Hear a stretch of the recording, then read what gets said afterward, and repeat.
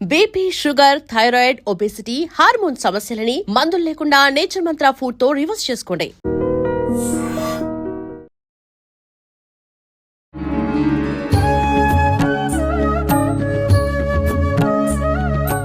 నమస్కారం, welcome to I dream. ధర్మ మార్గం విత్ విజిత కార్యక్రమానికి స్వాగతం. ప్రస్తుతం మనతో పాటు ఉన్నారు ప్రముఖ ఆధ్యాత్మికవేత్త, జ్యోతిష పండితులు వీరాపురం సుబ్రహ్మణ్య స్వామి గారు. ఇప్పుడు గురుగారితో మాట్లాడి మరిన్ని విషయాలు తెలుసుకుందాం. నమస్కారం గురుగారు. శుభాశీస్సులండి. మనకి నెలలో 2 ఏకాదశులు, మొత్తం సంవత్సరం అంతా చూసుకుంటే 24 ఏకాదశులు. కానీ విశేషంగా అంటే ప్రతి ఏకాదశి ప్రాముఖ్యతే, కానీ కొన్ని ఏకాదశులు మాత్రం చాలా విశేషమైనవి, పరమ పవిత్రమైనవిగా మనం మాట్లాడుకుంటాం. అలాంటి ఒక ఏకాదశి ఇప్పుడు వచ్చే ముక్కోటి ఏకాదశి. దీన్నే వైకుంఠ ఏకాదశి అంటారు. స్వామివారు ఉత్తరం వైపున చూస్తారు కాబట్టి ఉత్తర ద్వారం గుండా మనం వెళ్ళి స్వామిని దర్శించుకుంటే ఆయన అనుగ్రహం పరిపూర్ణంగా ఉంటుంది అంటారు. ఎందుకు ఇంత విశిష్టత ఈ ఏకాదశికి? మరి దాని గురించి వివరించండి. స్వామి అనుగ్రహం పొందడానికి విశేషంగా మనం ఏం చేయొచ్చో కూడా తెలియజేయండి. చాలా మంచి విషయం అడిగారండి. ఎందుకంటే ప్రజల్లో, భక్తుల్లో కొన్ని సందేహాలు, కొన్ని అపోహాలు. ఎందుకంటే ఇప్పుడు జనరేషన్కి, పెద్దవాళ్ళకి చాలా వరకు తెలుసు. ఇప్పుడున్న పిల్లలకి, జనరేషన్కి కూడా మనం మంచి మెసేజ్ అందించినట్టు అవుతుంది. ముక్కోటి ఏకాదశి అన్నది సర్వ జనావళి ఉచ్చరించే పదము. ముక్కోటి దేవతలంటే అందరూ కలిసి ఒక్కటైనటువంటి రోజు. దీన్నే మయసభ అనొచ్చు, మీటింగ్ అనొచ్చు, చర్చ అనొచ్చు. అంటే అన్ని లోకాలలో ఎక్కడ ఏం జరుగుతుంది, ఎక్కడెక్కడ ఏమేం జరుగుతుంది, ఏమిటి మంచి ఏమిటి, చెడు ఏమిటి, వీటిని అందరూ కూడా వీళ్లకు బ్రహ్మ, విష్ణు, మహేశ్వరులు, వీళ్ళకి అందరూ కూడా ఎక్కడెక్కడ లోకాలలో ఏమేమి జరుగుతున్నాయో అన్నీ కూడా చేరవేస్తారు. ఆ చేరవేసే రోజే ఈరోజు. వాటి గురించి చర్చించుకునే రోజే ఈ యొక్క ముక్కోటి ఏకాదశి. వాళ్ళ అవసరం ఉందా? ఎవరి అవసరం? దేవతల యొక్క, దేవుళ్ళ యొక్క అవసరం ఏమన్నా ఉందా? ధర్మ సంస్థాపనార్థాయ సంభవామి యుగే యుగే. ఎక్కడైతే ధర్మానికి హాని కలుగుతుందో, ఎక్కడైతే అధికమైనటువంటి నష్టాలు జరుగుతున్నాయో, ఎక్కడైతే చిన్నపిల్లలపైన, ఆడవాళ్లపైన అఘాయిత్యాలు జరుగుతున్నాయో, ఎక్కడైతే దేవాలయాలపైన, దేవుడిపైన కూడా దాడులు జరుగుతున్నాయో, అప్పుడు వాటిని సమూలంగా పరిష్కరించడానికి, సమూలంగా వాటిని శాశ్వతంగా నాశనం చేయడానికి ఈరోజే నిర్ణయం తీసుకుంటారు. ముక్కోటి ఏకాదశి రోజే. అప్పుడు అవసరం వచ్చింది అంటే వాళ్ళు మనుష్య రూపేణ, అంటే మనం చెప్పుకుంటుంటాం మనుష్య రూపేణ దైవం, మానవ రూపేణ మనిషే, ఆత్మే పరమాత్మ అంటాం కదా. మనలో ఉన్నటువంటి ప్రాణం ఆత్మ, పరమాత్మ. అలా వాళ్ళ యొక్క శరీరంలో భగవంతుని యొక్క అంశ, అదే ప్రాణం. ఆ ప్రాణమే దైవం. దైవ రూపేణ, దైవస్వరూపేణ, మానవ రూపేణ. ఆ మనిషి యొక్క శరీరంలోకి దైవాంశం అనేది ఒక వెలుగు ప్రవేశించింది కాబట్టి వాడే భూమి మీద ధర్మస్థాపన చేసి వెళ్తాడు. అప్పుడప్పుడు భగవంతుడు జన్మిస్తూ, అవతరిస్తూ ఈ యొక్క అపవిత్రమైనటువంటి భూమిని కూడా పవిత్రం చేసి వెళ్తుంటాడు. దానికోసమే ఈ ఒక్క రోజు వీళ్ళు అందరూ కలిసి మంచి చెడులన్నీ కూడా తెలుసుకునేటువంటి సమయ సందర్భమే ఈ ముక్కోటి దేవతలందరూ కూడా ఒక్కటైనటువంటి దినము, ఒకటైన రోజు. దాన్ని ఇంకొక మన వైష్ణవ మతము, శైవ మతము అన్నట్టుగా ఇందులో వైష్ణవులు ఏం నిర్ణయించుకున్నారు అంటే దాన్ని వైకుంఠ ఏకాదశిగా వాళ్ళు మార్చుకున్నారు. వైకుంఠ ఏకాదశి ఎందుకు అంటే ఈరోజే 2 విధాలుగా చర్చిస్తారు దీన్ని. ఏమిటి అంటే వైకుంఠ ద్వారాలని తెరవడం. ఎందుకంటే ఆ రోజున లక్ష్మీనారాయణులు ఆ ఉత్తర ద్వారం నుంచి సభకి వెళ్తారు.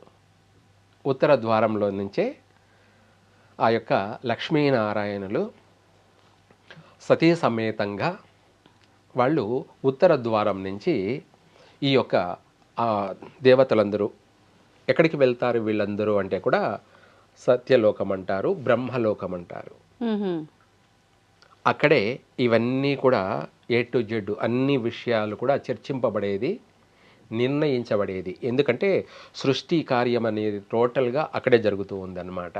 ఓకే. అంటే విధి రాత, తలరాత, అలాగే కర్మ అనే ఫలాలని, కర్మ అనే ఫలాలంటే చేసుకున్న వారికి చేసుకున్నంత మహాదేవ అన్నట్టుగా మంచి చేసే వాళ్ళకి మంచి, చెడు చేసే వాళ్ళకి చెడు అనేది నిర్ణయించబడేదంతా కూడా అక్కడే జరుగుతుంది. అందుకు శ్రీ లక్ష్మీనారాయణులు ఈ యొక్క ద్వారపాలకులు ఉన్నారు కదా, ఈ ద్వారపాలకులు ఈ యొక్క ఏకాదశి, రేపు మంగళవారం, రాబోయే మంగళవారం ఏకాదశి, ఆ రోజున బ్రహ్మ ముహూర్తం అంటారు. ఈ బ్రహ్మ ముహూర్త సమయంలోనే ఈ యొక్క వైకుంఠ ద్వారాలని తెరవబడతాయి.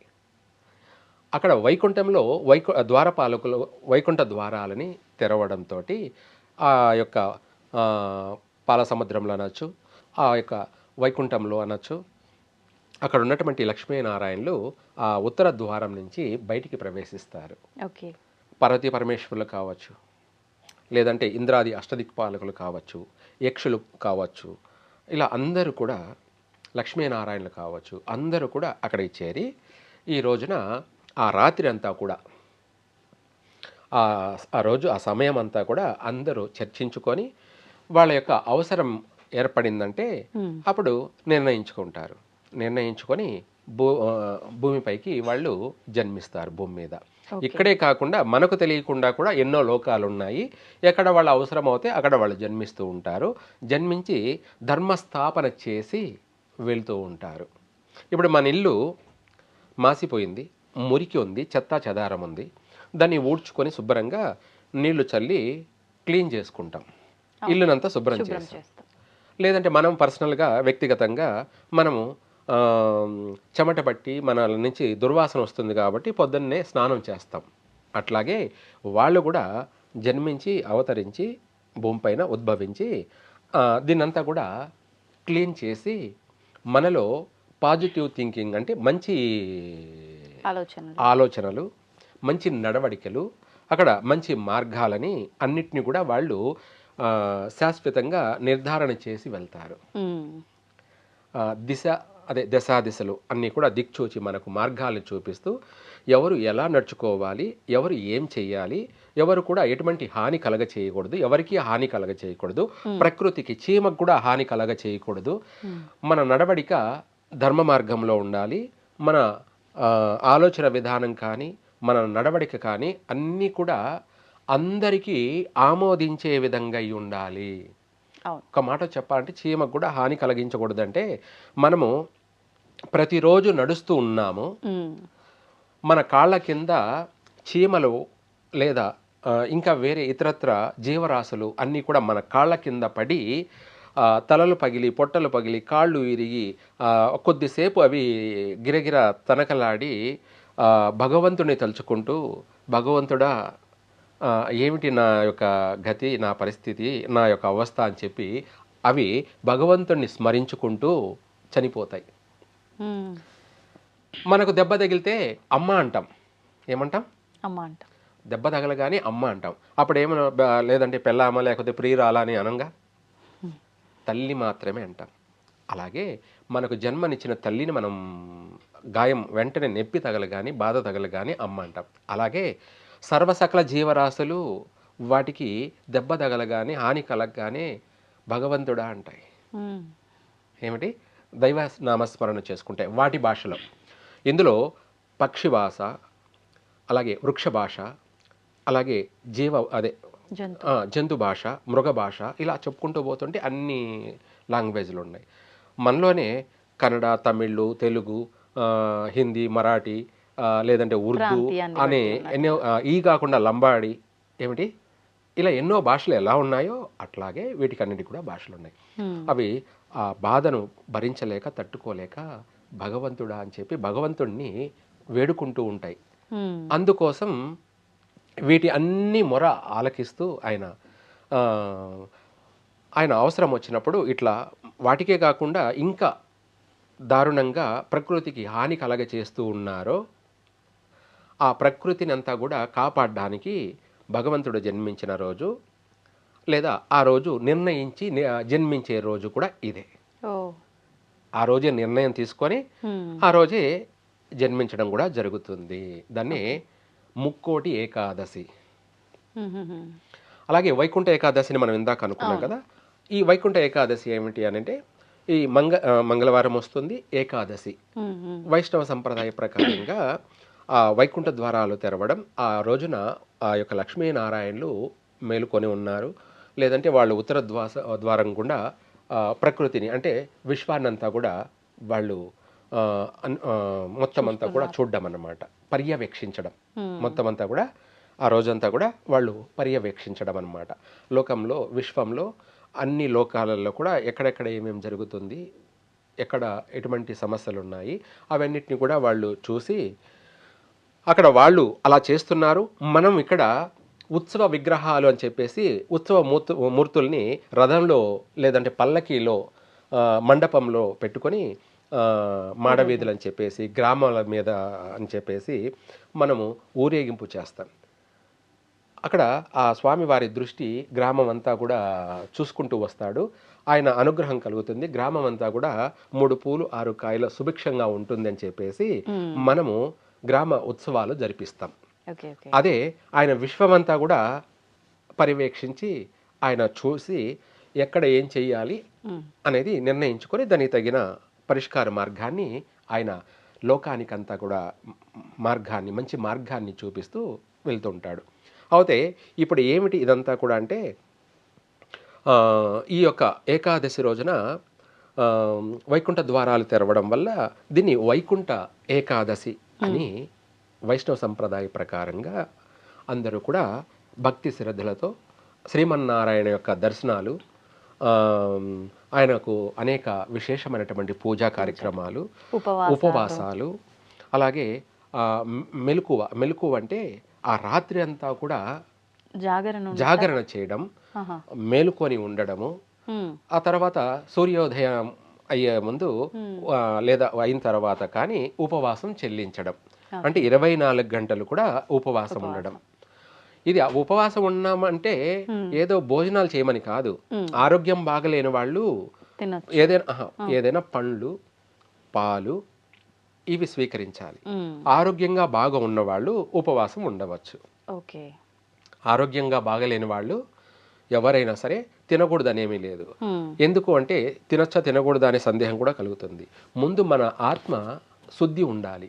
ఆత్మశుద్ధి లేని ఆచారమేలా, చిత్తశుద్ధి లేని శివ పూజలేలా, భాండవ శుద్ధి లేని పాకం భేలా అన్నట్టుగా మనము ఆత్మ బాగుండాలి అంటే బాధపడుతూ దేవుడు ఉన్నాడా లేడా, కడుపులో మంట, లంపట, ఆకలి బాధలు, కోపాలు, ఆవేశాలు ఇవన్నీ రాకుండా ఉండడానికి నీటిని స్వీకరించాలి, పాలను స్వీకరించవచ్చు, లేదంటే పళ్ళను స్వీకరించవచ్చు. అప్పుడు ఏమవుతుందంటే మనలో కడుపు మంట చల్లారుతుంది, మనము మనశ్శాంతిగా ఉండడానికి అవకాశం ఉంది, ప్రశాంతంగా ఉండడానికి అవకాశం ఉంది. దాన్ని ఆత్మశుద్ధి. అప్పుడు నువ్వు భగవంతుడిని ఆరాధించినా, నువ్వు ఉచ్చరించినా మన నోటి నుంచి వచ్చే ఆ ఉచ్చరణ కూడా పవిత్రంగా వస్తుంది. ఎందుకంటే పాలన తాగాం కాబట్టి అమృతం. మన నోటి నుంచి వచ్చే ఆ ఉచ్చరణ కూడా ఓం నమో నారాయణాయ అది పవిత్రంగా వస్తుంది. తీసుకునే ఆహారాన్ని బట్టి మన మాట తీరు ఉంటది కాబట్టి సాత్వికమైన ఆహారం తీసుకుంటాం కాబట్టి దైవనామస్మరణ. అవును. పండ్లు తిన్నామనుకోండి ఇంకా పరమ పవిత్రంగానే వస్తుంది. ఫలాలు ఏమిటి? ఫలాలు అంటే అనేక శుభాలకి మూలమైంది. ఈ ఏకాదశి రోజున మనము ఏ ఫలాన్నైనా స్వీకరించినట్టయితే అది మనకు ఆయుష్ని, ఆరోగ్యాన్ని కలగచేస్తుంది. మనం భగవంతుణ్ణి ఏకాగ్రతగా భక్తి శ్రద్ధలతో ఆయనను మనము జపము, తపము, హోమము అనేక విధాల అనేక రూపాలలో కూడా మనము స్వామి మీద నిమగ్నమై ఉండడం వల్ల భగవంతుడు కూడా మెచ్చుకుంటాడు. మన అవసరం లేదు. ఏమిటి?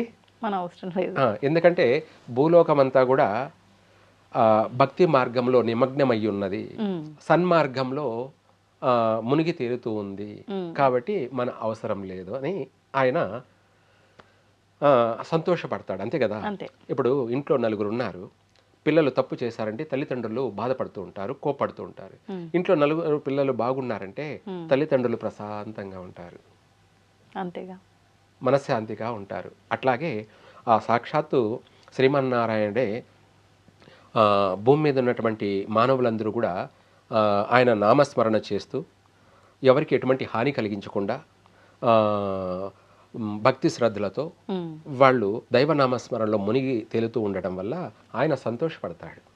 ఆయన అవసరం లేదు, రావాల్సిన అవసరం లేదు. కాబట్టి ఇక్కడ పాపం ఎప్పుడైతే పెరిగిపోతుందో, ప్రకృతికి ఎప్పుడైతే మనము హాని కలగ చేస్తున్నామో, ఈ హాని ఏంటంటే ముఖ్యంగా స్త్రీలను ఎప్పుడైతే మనము ఇబ్బందులు పెడుతున్నామో, వాళ్ళకి హాని కలగ చేస్తున్నామో, పసిపిల్లలకి ఎప్పుడైతే హాని కలగ చేస్తున్నామో, మూగ జీవాలైనటువంటి ఆవులని, అనేక జంతువుల్ని ఎప్పుడైతే మనం వాటికి హాని కలగ చేస్తున్నామో, అప్పుడే భగవంతుడు నిర్ణయించుకొని జన్మించే రోజే వైకుంఠ ఏకాదశి, ముక్కోటి ఏకాదశి. ముక్కోటి ఏకాదశి ఈరోజే మన పాప పుణ్యాలని కూడా, విశ్వవ్యాప్తంగా ఉన్నటువంటి మన పాప పుణ్యాలన్నింటినీ కూడా లెక్కించేది, వాళ్ళందరికీ చేరవేసేది వాయుదేవుడు. ఈ యొక్క వైకుంఠ ఏకాదశి రోజునే, ముక్కోటి ఏకాదశి రోజునే అందరూ సమావేశం కాబట్టి అందులో ప్రధానంగా వాయుదేవుడే ఎవరు ఏం మాట్లాడారు, ఎవరు అపవిత్రంగా మాట్లాడుతున్నారు, అదే బూతులతో మాట్లాడుతున్నారు, ఎవరు దైవనామస్మరణ చేస్తూ ఉన్నారు, ఇవన్నీ కూడా లెక్కలు వెళ్ళిపోతూ ఉంటాయి. దాన్ని బట్టే వాళ్ళ కర్మ ఫలితాలను ఈరోజే నిర్ణయిస్తారు. ఎవరి కర్మ ఫలితాలన్నీ కూడా ఈ రోజునే నిర్ణయించడం జరుగుతుంది. దీన్నే మనము కోర్టు జడ్జిమెంట్ అనేది మనం భూమి మీద నిర్ణయించుకున్నటువంటి విధానం. ఇదే హైకోర్టు. ఏమిటి? యూనివర్సల్గా హైకోర్టు. దాన్ని ముక్కోటి దేవతలు ఒక్కటైన రోజు ఏకాదశి రోజు, అది కూడా పుష్యమాసం, అలాగే శుద్ధ ఏకాదశి. ఈ రోజుతోనే సూర్యుడు కూడా నిర్ణయించుకొని ఉత్తరాయణంలోకి ప్రవేశించబోయేది. అవును. అలా ఈ యొక్క పండగ పరమ పవిత్రంగా, మేము చిన్నప్పుడు ఎంతో పరమ పవిత్రంగా తెల్లవారుజామునే తెల్లవారసలకే నది దగ్గరికి కానీ, చెరువు దగ్గరికి కానీ, లేదంటే మడుగుల దగ్గరికి కానీ వెళ్ళిపోయి ఆ నీటిలో స్నానం చేసి, నీళ్లు వెచ్చగా ఉంటాయి, నీటిపైన పొగలు వస్తూ ఉంటాయి, మనము చలి అనే వణుకుతూ ఉంటాం. నీళ్ళలో మునిగిన తర్వాత చలి లేదు, గిలి లేదు. ఏమిటి? చలి లేదు, గిలి లేదు, వెచ్చగా ఉంటుంది. అప్పుడు ఆ తామర పువ్వులు ఉంటాయి, కలువ పువ్వులు, తామర పువ్వులు ఉంటాయి. ఈ ముక్కోటి ఏకాదశి రోజున ఆ తామర పూలు, కలువ పూలతోటి అటు పార్వతీ పరమేశ్వరులకు కానీ, ఇటు లక్ష్మీనారాయణలకు కానీ ఆ అనేక పూలని, ఆ తామర కాడను కూడా మాలలాగా ఇచ్చదీసి వాళ్ళకు వేసి ఆనందించి తరించి పావనమైన రోజులన్నమాట మేము చిన్నప్పుడంతా కూడా. ఇప్పుడు వైకుంఠ ఏకాదశి అంటేనే ఎవరికి తెలియకుండా పోయింది. ఈ రోజు జనవరి 1 అంటేనే తెలుస్తుంది ప్రపంచవ్యాప్తంగా. మన భారతీయ సనాతనమైనటువంటి అతిపెద్ద పండగ ఏదైనా ఉంది అంటే 100% ఇవే. ఏకాదశి, వైకుంఠ ఏకాదశి, ముక్కోటి ఏకాదశి. భారతీయులు ఎవరైనా సరే, హిందువులు ఎవరైనా సరే ఈ యొక్క పండగ రోజు నిద్రపోకూడదు. నిద్ర ఒక రకంగా శివరాత్రి విధానమే ఇక్కడ కూడా ఆచరించాలి. మెయిన్ ఇదే, తర్వాతనే శివరాత్రి. ఇక్కడ అందరూ ఒకటైన రోజు అన్నమాట. ఒక మాటలో చెప్పాలంటే బ్రహ్మత్వం ఏమిటి కలిగిన ఎవరైనా సరే ఈ రోజున విశేషమైనటువంటి రాత్రి అంతా కూడా జపతపాలు, అనేక పారాయణాలు అంటే ఎవరికి తెలిసిందో వాళ్ళ పారాయణం, విష్ణు పారాయణం, శివపారాయణం, ఇలా అనేక పారాయణలు చేసుకుంటూ, లేదా ఏది తెలియని వాళ్ళు అష్టోత్తరాలు ఏదైనా సరే చేసుకుంటూ, లేదా ఎవరికి తోచింది వాళ్ళు భగవంతుణ్ణి ఆ రాత్రి అంతా కూడా స్మరిస్తారు. అదంతా ఇప్పుడు పోయింది. జనవరి రోజున బీర్లు, కేకులు ఇవి అమితానందం అయిపోయిందన్నమాట. కాబట్టి ప్రపంచమంతా పాపం పెరిగిపోయింది, పాపం పెరిగిపోయింది. దీన్ని ప్రక్షాళన చేయడానికి భగవంతుడే రావాలి, తప్పదు. ఇప్పుడు మనము దీన్ని వ్యతిరేకించాము, దీన్ని అనేక విధాల మనం వాదించాము. ఇలా కాదు, మీరు ఇలా చేసేది తప్పు, కరెక్ట్ కాదు, మంచిగా నడుచుకోవాలి అన్నామనుకోండి, వాళ్ళు మన పైన అనేక నిందలు, అభాండాలు, అనేకమైన ఇది వేసి అనేక రూపాలలో మనల్ని వేధిస్తారు. అనేక రూపాలు, ఒకటి కాదు, అనేక రూపాలలో ఏ విధంగా ఎవరు ఏ విధంగా వేధించాలో ఆ విధంగా సైకోయిజం, శాడోయిజం వేధిస్తారు మంచి చెప్పినందుకు. అదే చెడు చెప్పు, మొత్తం ఈగల్లా దోమల్లాగా మన చుట్టూ తిరుగుతూ మన పాటే పాడతారు. కాబట్టి ఇది భగవంతుడే దీన్ని పరిష్కరించాలి, కానీ ఈ రోజున పండితుల నుంచి కాదు, పూజారుల నుంచి కాదు, సిద్ధాంతుల నుంచి కాదు, ఎవరి నుంచి కాదు. దీనికి భగవంతుడే ఏదైనా కానీ మొత్తం ప్రపంచాన్నంతా మార్చగలిగేది. ఇప్పుడు మనం ఒకరినంటే మార్చగలం, వేల మందిని మార్చాలంటే కాదు, మార్చలేం. అది భగవంతుడే మార్చాలి. దానికే ఈ రోజున మేము కూడా భగవంతుడిని ఆహ్వానిస్తుంటాం. ఏమిటి ఆహ్వానిస్తుంటాం? ఓం సహస్రశీర్ష పురుష సహస్రాక్ష సహస్రాపాత సభూమి విశ్వతో వృత్వా అత్యాదిష్టదశాంగుళం పురుషం ఏ వేదగం.